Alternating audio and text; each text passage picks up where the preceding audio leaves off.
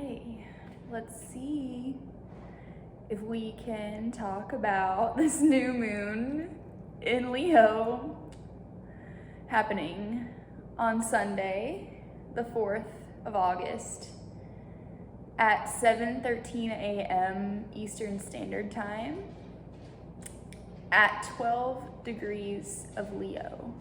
Sun and the moon together at 12 degrees of Leo. So if you want to know where this is happening in your chart, I can help you with that. Or if what I'm about to say makes any sense to you, because I'm a Cancer rising, that means Cancer is in the first house in my chart.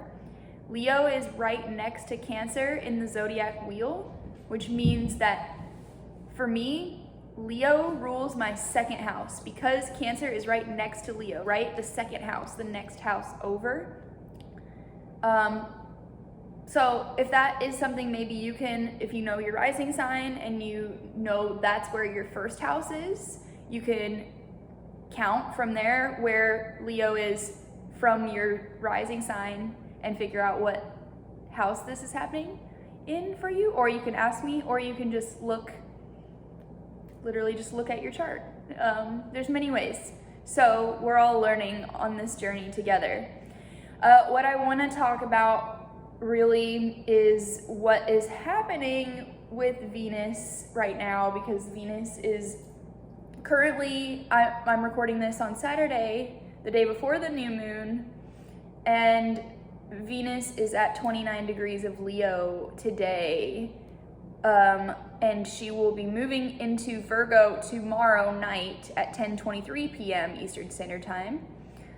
So right after, after the whole day of the new moon, we're gonna have two things happen. Venus moving into Virgo from Leo, and Mercury going retrograde, which happens right after midnight at Eastern Standard Time, 12:56 a.m. So technically on the 5th, but still right at the end of the day after our new moon initiation, whatever comes to us and finds us on that day, Sunday. So because Venus is at that 29 degrees of Leo, she's speaking very loudly. Not only is 29 degrees, it's referred to as the anaretic degree, which is the most powerful punch of the sign, of whatever the message the sign carries, and in this case it's Leo. It's also, Venus is in a yod, which means there's a formation in the sky, also known as the finger of God, which it looks like the other planets are pointing right at Venus. The other two planets in the yod are Pluto and Neptune. Big planet and then small planet, but very powerful planet. So outer planets, yes, but Venus is a personal planet, and it's pointing, those outer planets are pointing right at her. She just reemerged. Actually, she's been creeping back into our vision in the sky, into the night sky. She's becoming the evening star. And she is really making herself known right now during Leo season, because she just made a square with Uranus on the 2nd of August. So kind of like a shock therapy. What it was being described as, a revival of the heart, the paddles where it's on your heart, with Venus squaring Uranus, and that's her opening transit as her reemergence process continues. So that's a big deal. Uranus is that planet of shocking truth, very much truth, rebellion, of liberation, of revelation, and of just turning the whole thing upside down. It looks like a wheel in the sky because it's like Saturn with rings, but it's on its side and it spins this way like a wheel does. So they refer to Uranus as the wheel in the sky. So, right, we had that shock And now we're coming into the new moon with this yod, with this finger of God pointing right at Venus, who just went through this maybe really kind of uncomfortable experience with the shocking energy from Uranus. So we are maybe like in this kind of like, even this like, you know, because it's void, we're in the void moon, there's no moon, there's no light on our subconscious. Maybe we're even feeling like this kind of like, how do I describe this? This feeling like we even maybe disassociate because it's too much. And what we are going through is kind of like, it's like a reboot. We got to shut down first, and then we'll come back online after the new moon. And once everything gets moving here with the Venus and Mercury retrograde. And Mercury retrograde isn't something to be afraid of, guys. That is when things maybe start to happen, such as like you're more forgetful, you need to really double check on some stuff. But once you really realize and start to integrate Mercury retrograde into your practice and into your life, you realize that Mercury retrograde happens about 3 times a year every year. And that's why it's so feared, because it happens more often. But because it happens so often, we really might not need to make such a big deal about it, because we're going through this all the time. It's very necessary for the Mercury mind aspect of our lives and our daily routines, Mercury, to go through this like reboot and revision process, because last time I checked, we're still living in capitalism. We're still go, go, go, go, go. We need something in the systems, even if, you know, you don't believe astrology is real. We need something out there happening that says, hold on, there is actually time to rest. There is actually time to go back over what you've done and make sure that, and tie up your loose ends, and, you know, make sure you did a great job, and make sure you're really showing up in the way that you want to authentically, Leo. Especially with the Mercury retrograde, it's gonna start in Virgo, and then it's gonna go back to Leo. So it's gonna be revising both of those signs' characteristics, which means we're gonna really start to becoming more detailed and discerning around how we show up authentically, Leo. The discerning and details is Virgo, and then the Leo is how we show up from the heart. Are we actually showing up from, like, is our heart actually in it? Can we feel our heart is in it? Is our heart, like, are we connected to our own heart in what we're doing?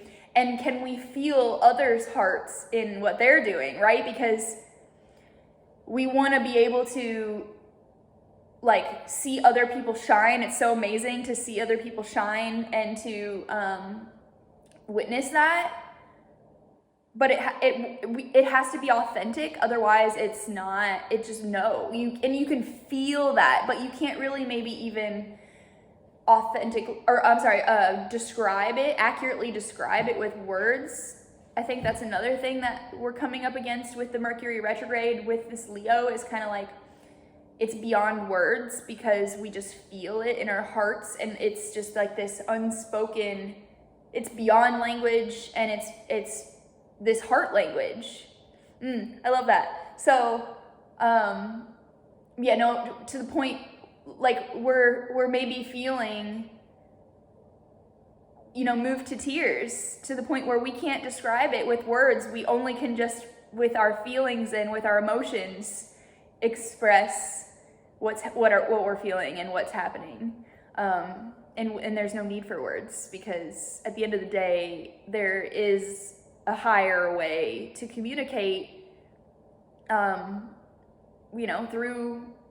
without language, with this universal aspect that we all share, which is, oh, what a perfect time for me to product placement.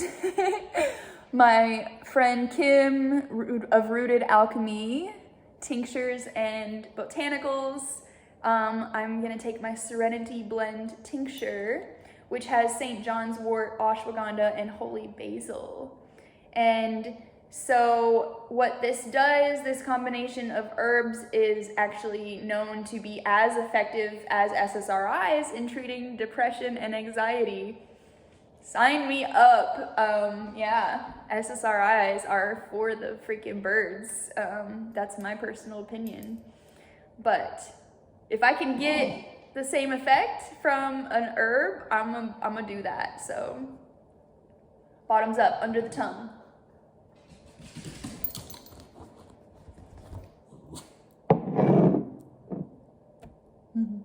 Mm-hmm. Mm-hmm.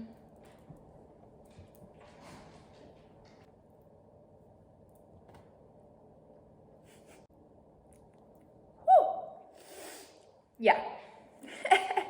Now I'm feeling more grounded, ready to speak some more about the big emotions that we might have been feeling, to the point where we maybe have been pushed past language. We're being pushed into this introspective Mercury retrograde time. It's only 2.5 weeks, 3 weeks.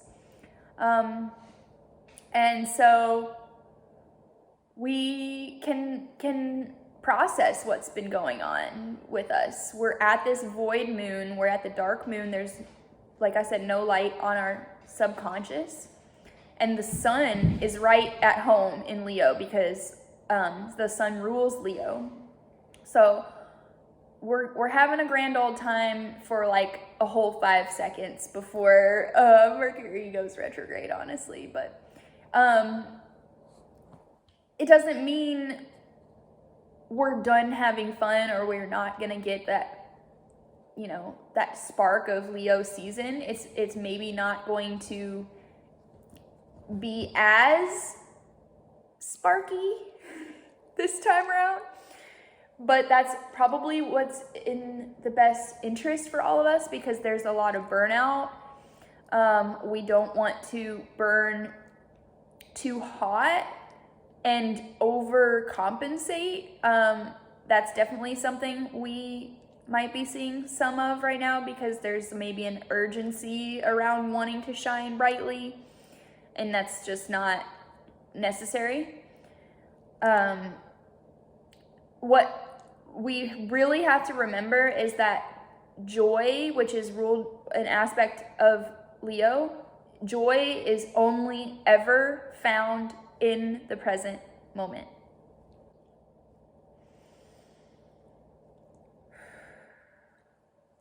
And so Leo's calling us to really be present with our hearts and with our minds too, because of this Mercury retrograde that's going to be happening. So we also, as we all probably are hearing about it, the 8/8 portal is coming up also 4 days after the new moon on the 4th. Technically, the new moon portals are supposedly 3 days before and 3 days after, but I'm feeling this 8/8 portal because it's also 8/8/8, because the numerology of the year is also adding up to an 8 this year. We're seeing that portal of the new moon close, and then within that Lionsgate portal, we're seeing the peak. So it's like a mini portal of the new moon inside of the bigger portal of the Lionsgate, which started on the 28th of July. Sorry. So we are starting a new cycle with the new moon, as we always are. Starting a new cycle in Leo, something that comes from the heart, something that is truly authentic. If you didn't know that there has been a lot of talk recently about how there is a new discovery that authenticity is the highest vibrating frequency, not love. And I feel that is so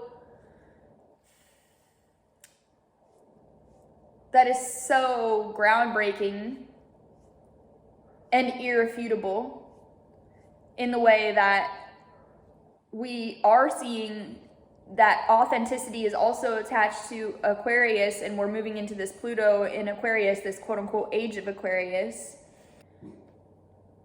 and we're being ushered and midwifed and initiated into this age of Aquarius in so many different ways right now, but we're seeing that authenticity attached to the Aquarius, and we're really learning what that means and how much courage it takes, because that's Leo too, how much courage it truly takes to live in an open-hearted space, how much courage it takes to live in a way that you're leading from your heart space and you're actually embodying a loving existence, right? Because at the end of the day, I think that's all we could ever want to be and aspire to be, is just being a loving person. And not only is it about love and heart space, it's about passion and anger and fire and creativity and being willing to take risks and being willing to be seen, having the courage to be seen. And, being willing to make it a big deal and be dramatic and be theatrical and make a scene when it matters to you, because it's like, because it touched your heart in some way, you made a scene because, and it's not about lashing out and about letting your emotions get the best of you and letting that fire burn too hot and out of control. We all, maybe some of us have seen, The Last Airbender, the Avatar series, and I've referenced this before when Aang burns Katara when he's learning how to firebend, and then he's just he says he's never gonna firebend again, and it's like, no, we can't let the times when we burn out and the times where we've burned others with our fire burning too hot and when we've gotten out of control, we can't let these things put our fire out. And we have to remember that there's always an eternal flame. That's Leo. That eternal flame cannot go out. Not even after we die. I feel that's the part of us that doesn't die. And we can have so much gratitude for that, and we can have so much awareness of that and tune into that, because when we do have gratitude, this is another Leo quality, is gratitude. When we have that gratitude, we expand on what we already have. If you work with the law of attraction, that's what happens. When we focus on something, it expands, and when we are when we are in gratitude, we get more of what we're grateful for. So I've already talked about. Back to the Aquarius, age of Aquarius initiation that we're going through. Like I said, Pluto is going to be moving into Aquarius finally for good for the next 20 years. November 17th, I believe, is that date. And we're in this huge that's the long game that we're on. Like that's the outer track that we're on. And there's all these other inner kind of like intervals that we're running around and doing as we're in this outer race too. Isn't that like how track and field? It's like all these different things that are happening and all these different individual events that are happening within us. But at the end of the day, like it's like one school versus this school, and that's the bigger game. That's kind of what we're seeing happening. We're doing all these different events that are requiring a lot of different skills, and we're pulling all these different tools out of our toolbox, and we're really becoming skillful in these challenges that we're facing. So it's really awesome. But we're doing a lot, and we really are tired. But because we're there, and that's that long running game of Pluto moving into Aquarius, when we see this Aquarius full moon happen on August 19th, there's gonna be some stuff there that we see foreshadowing that time. And we've already been seeing a lot of foreshadowing because we've seen Pluto talking to these past new moons and full moons too. But on that Aquarius full moon specifically, we are definitely going to see some obvious foreshadowing, I would say, especially since Aquarius is associated with future. And yeah, future telling, fortune telling. Yes. When Leo, the shadow side of Leo, that pulls it away from authenticity, that we need to check ourselves in with this Mercury retrograde we're revising, is where have we put too much investment into what other people and what the audience thinks, right? Leo is the performer. Aquarius is the audience. That's the opposite sign of Leo. Where have we put too much investment into what the audience thinks of us, and we've curated our shining, our individual shining, like Leo, to curate for the audience instead of just like, this is how I shine, this is just me, this is authentically, take it or leave it. I'm not here to beg for you to worship me. I'm the sun. You know, the sun doesn't ask for permission, and it doesn't ask for apologies, you know? It just shines. And it's not trying to be all up in your face about it either, because that's the other part of Leo that can be shadow, is the second fire sign in the wheel. So with Aries, I pointed this out around, I think, the eclipse video that I did, where Aries actually is not technically associated with the ego yet. Fire can be associated with ego, but Aries is the first sign of the zodiac, and the ego hasn't choked out the soul yet, hasn't choked out that inner child. That's Aries.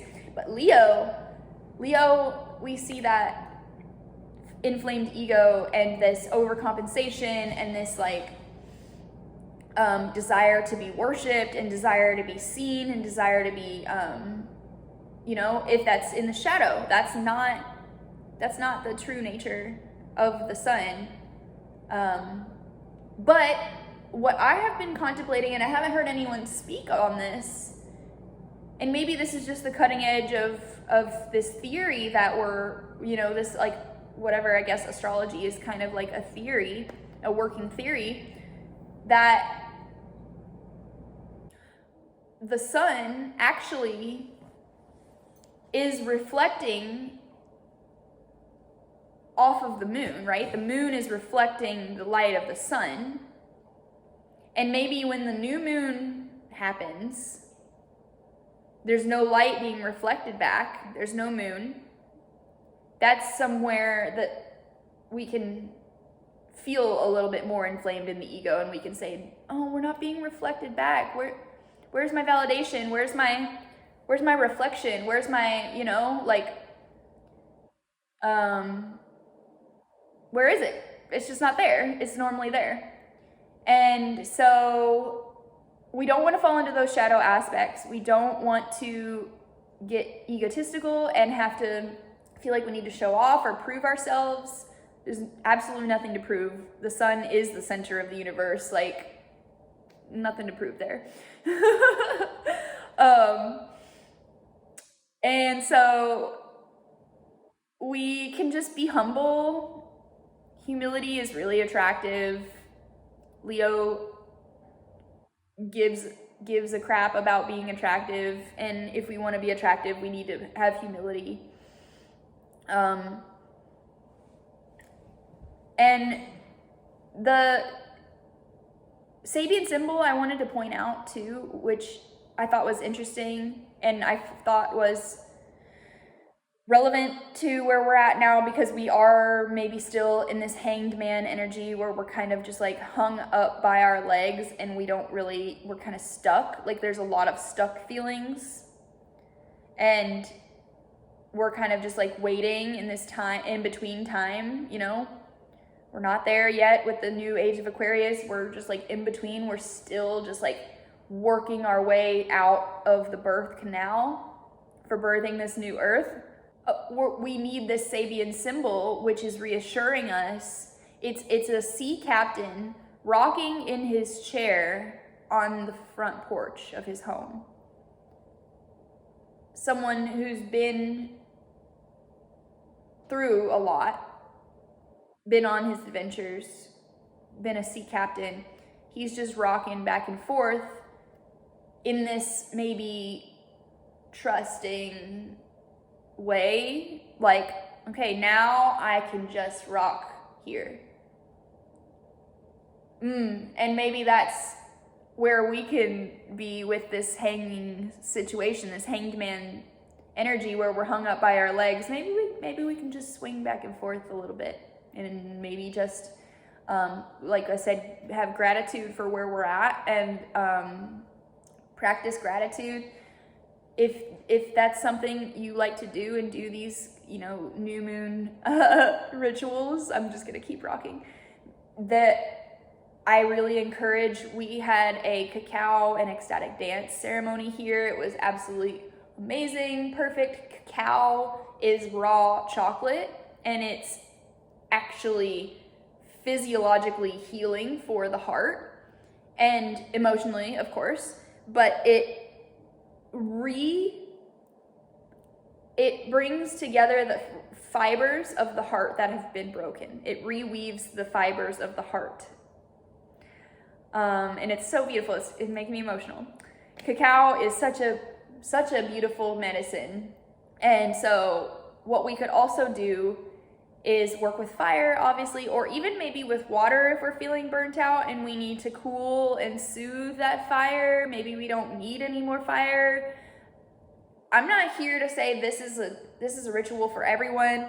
These are just ideas, and you are the one who ultimately has to find your own practice and figure out which elements call to you at which times, and that's your connection with spirit, right? That's what you do. You listen to what you want, what resonates with you, what that invisible hand of God is like guiding you towards, right? I think with that yod on Venus is just like reminding us what Leo is all about, which is joy. Like I said, joy is only ever found in the present moment. We can take more time to meditate during Mercury retrograde. With Mercury retrograde, we might even work with affirmations. That's really amazing for our confidence. That ties the Leo and the Virgo, because Mercury, Virgo is ruled by Mercury, and it is about criticism. So if we work with affirmations, positive affirmations, we can self-soothe any self-critical tendencies that are being inflamed during Mercury retrograde. And so I was going to talk a little bit more about Virgo, because Mercury is going to be retrograding in Virgo. That's Wesley, by the way. Say hi, Wesley. I was going to talk about that because of the Mercury retrograde. So just briefly, I wanted to touch on how Mercury rules Virgo. So it being in Virgo is a fine time, and it's a very discerning time. It's a very favorable time because Mercury can really get its magnifying glass out with Virgo and look at the details and really revise and get down to the dirty, you know, like, and so we might actually be getting a little too close for comfort for some of us in some of these things that we're revising. Just hang in there and just know that it's for the best. And because that's kind of the thing with Virgo too, is it's going to point maybe something out that you didn't actually want to see, but maybe you need to see for your own good, because not that you asked, not that it's not rude. I'm not saying it's not rude. and uncomfortable, okay? And it makes you a little tense. Like Virgo is maybe a little tense and a little like needs to like just relax and just like stop worrying so much.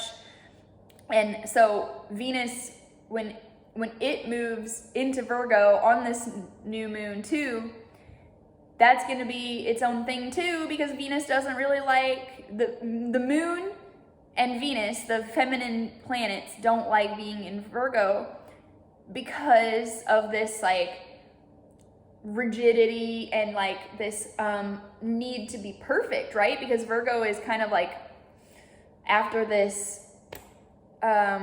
impossible goal of perfection, and that's where it has to relax and be like, wait a minute, I'm actually already perfect right where I am, and now I can finally relax. That's the medicine there. But one more thing, I'm just gonna like question the narrative here, because that's what I do. Why does everyone say that Venus and the moon don't like being in Virgo when Virgo is the only symbol in the zodiac wheel that is a feminine being? No other animal or item, there's only one inanimate object in the zodiac, but it's the only one that's actually associated with a female is Virgo. So why doesn't it like being in Virgo when it's the only feminine? I'm just saying. I got a Virgo moon. I'm here to talk about it. I'm here to raise a question. I definitely feel both aspects of it. I feel very in my high priestess, because that's the other side of Virgo, is the high priestess, earth warrior, willing to give everything up as far as maybe even having her own desires, because she's willing to just devote herself. She's senseless devotion, and that's Virgo too, is devotion and work ethic, being, so devoted to your work that you believe in, because it's good for your health, it's good for your, it's good for your purity. That's Virgo, is purity. And it can be a loss of purity and a loss of innocence as well. So that's just my question, is can it be both? Can Venus and the moon feel this opposition between the high priestess archetype and this pent up, unable to really express herself archetype? I think the way that it's being told and taught by the mainstream astrologers is just that Venus and the moon don't like Virgo, and it's just like, no, I don't agree. Anyways, side tangent there. So we're seeing Venus move into Virgo. That's a discerning time for us, especially as soon as the ruler of Virgo and Venus are going retrograde, Mercury. And so one more thing about the 8/8 portal, if we take time on that day to meditate and to do these rituals, if we haven't done those rituals for our new moon, we can do those rituals and have it be just as potent on the 8/8 portal. But I would really encourage harnessing that energy, even if you're just sitting in meditation and receiving in a receptive way to be open to that energy and to see what it does for you. Because this is 8/8/8, right? We got 8/8 every year. We don't have 8/8/8 every year. So I'm just saying, let's snag it. Why not, right? We've had a lot of amazing energy this year with that eclipse portal on the 8th. Also, another 8. And this whole year is an 8 year. We've just seen so much, like, I'm seeing this infinity symbol, and it's like this boo, and it glows with like this gold and silver light, and it like boo, and then it's like a wave, this huge like ripple wave out. Each time we've seen these things happen, So really, let's get it. Let's get that abundance. And what does abundance really look like too? Because that's the other thing with Pluto moving from Capricorn to Aquarius. We're moving from capitalism to community. What does it really mean to be abundant this year? Perhaps is what we're being shown with all this 8 portal energy. Especially with Uranus doing all of the stuff that it's been doing. I'm not even going to start to go over what it's been doing, but it's been doing some, insane stuff that I've been talking about in my past videos. And it's still going to continue to do insane stuff, waking us up in Taurus, which is our values, and it's our structures, and it's our surface level experience, and it's our aesthetics, because we're seeing as well these like body movements where, body positivity movements, and body positivity around, transgender, and about how just do, what you have the freedom to do with what you want to with your body, because that's your body, and there's freedom and there's beauty in all of that, and there should be freedom in it all, because Uranus is here to liberate and bring freedom. Truly, like that's what it does. So it's really great. By the end of August, Venus will have entered into Libra, so we really don't even have that much time with Venus in Virgo. We see it is the same amount of time with each sign, but just knowing that that's, just like all this stuff, all this is temporary, just like everything in life. The nature of the universe is temporary. It's transient. So having some comfort in that. Hopefully that's comforting as well as disillusioning. And I already talked about Virgo. We really just, at this point, especially with that Venus square Uranus on the 2nd, preparing us for this new moon, we're realizing we just cannot settle for lukewarm. We're here to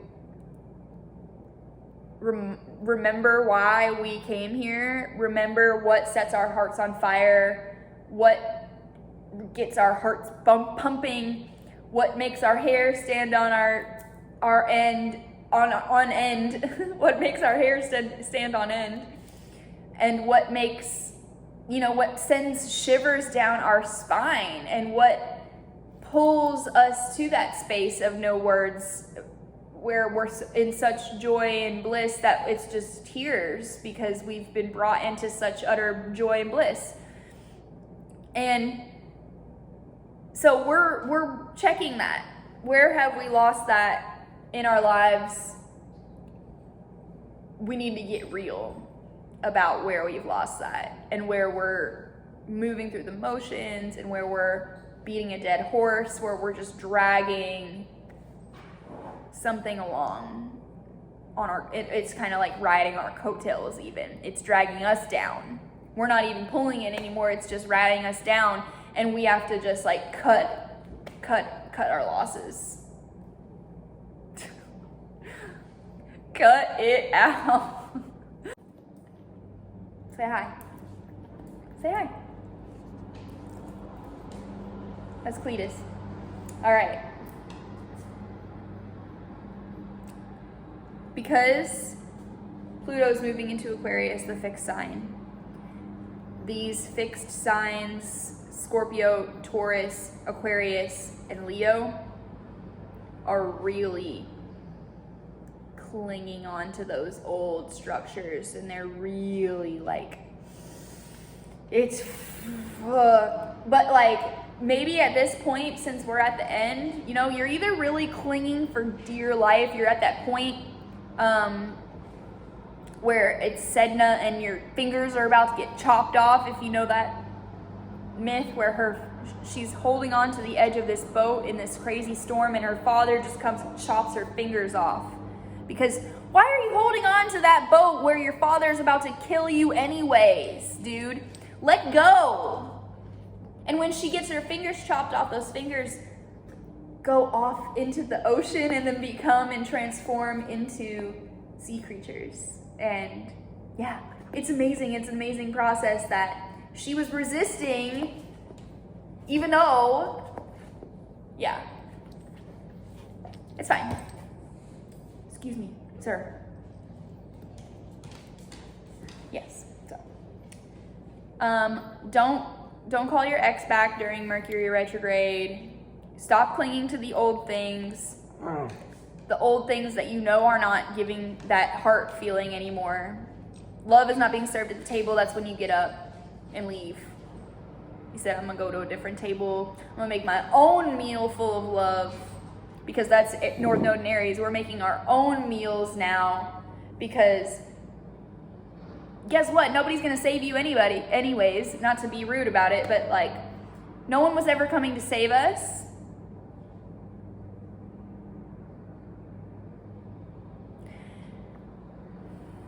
No one was ever coming to save us but us all along. It was always us. So we can do that now. We can really be seeing that our hearts have been mistreated, and we can take back our sovereignty. Can't believe I haven't mentioned the word sovereignty in this whole video yet.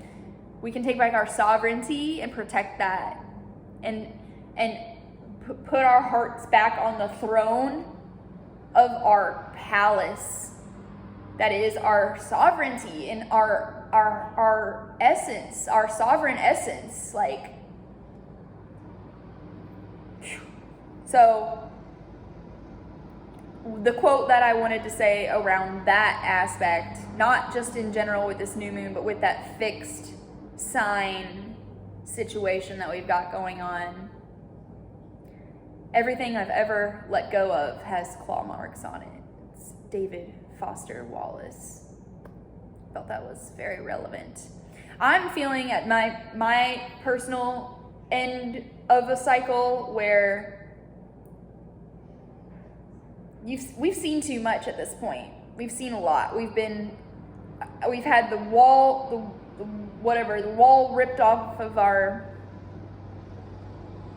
what is the word? But anyways, we've had the veils ripped off of our eyes and off of our illusions many times this year. And we've seen things that we can't unsee and we can't go back to. And yeah, that sucks, but it's for the best. Like I said, it sucks that Sedna's dad was gonna cut her fingers off and kill her the whole time, but it's for the best that she didn't hang out with him anymore, right? Like that she let the transformation happen. And then another quote that I thought was truly so perfect for the encapsulation of the whole new moon in Leo is, don't die with your music still in you. And that's from Wayne Dyer, one of my first spiritual teachers that I feel really close to, and he's always going to have a really special place in my heart. But Leo is about letting that beautiful art and creativity that is inside of you, that only you have, that's individual to you and sovereign to you, let that be seen. Have the courage to be seen. Have the courage to shine that unique light, that unique hue. And yeah, don't let fear stop you. One more thing I think that just now is coming to me is this quote from Yoda that I say all the time. If you know me, I feel like I say it all the time in my mind, maybe not, I don't know, whatever. It's from Yoda, and really, really, really amazing and profound. There is no try. There is do or do not. So we're not just like trying to shine our light. We're either fucking shining our light or we're hiding it under a bushel. It's a full body yes or it's a no. It's a full body yes or it's a no. So I think that's what I've got for you guys. I love you and I'm super grateful to continue to do these for you. I'm still working on my astrology certification, so I'm actually not technically an astrologer yet, but I am really excited to be on this journey and to have whoever's watching this be with me on this journey. So yeah, if this resonates with you, maybe share it or give it a like and subscribe. I'm gonna start saying stuff like that now because I'm a YouTuber. Weird. Anyways, don't let that imposter syndrome stop you either, because that is definitely gonna happen with the Virgo, Mercury retrograde, Leo, all that. Don't let it happen. Just fake it till you make it. Just keep going, and have trust. Keep trusting that you are, if your heart's in it, trust that. Yeah, love you guys. Bye. I also wanted to mention that we did have another portal within the portals on August 1st, which was not necessarily astrology related, nevertheless has been an ancient energetic portal for humanity. And it is Lammas or Lunasa, and that is the harvest, the first harvest celebration.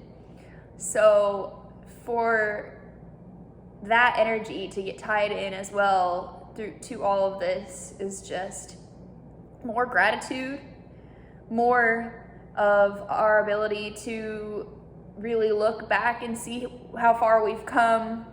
I think with every new moon we're doing that, and we're looking at the last cycle and saying, man, what a long, strange trip that has been. And so let's just really like see our royalty and how we have climbed and earned our place of royalty and our sovereignty and our throne, and we can feel worthy of that now, and we can feel that that's our truth and that's our authentic truth, and we can see that royalty and sovereignty in everyone else as well, and remember that we all are palaces holding this precious heart on the throne, right? And we can really see how precious it is and how worthy it is of that throne. So I did want to mention that Lunasa, Lammas energy, we're harvesting, we're finding that golden wheat, because it's associated with wheat. We're associating that with a golden lion heart, perhaps, and let that be our bountiful harvest of abundance. This lion's gate, Leo season, new moon, portal within a portal.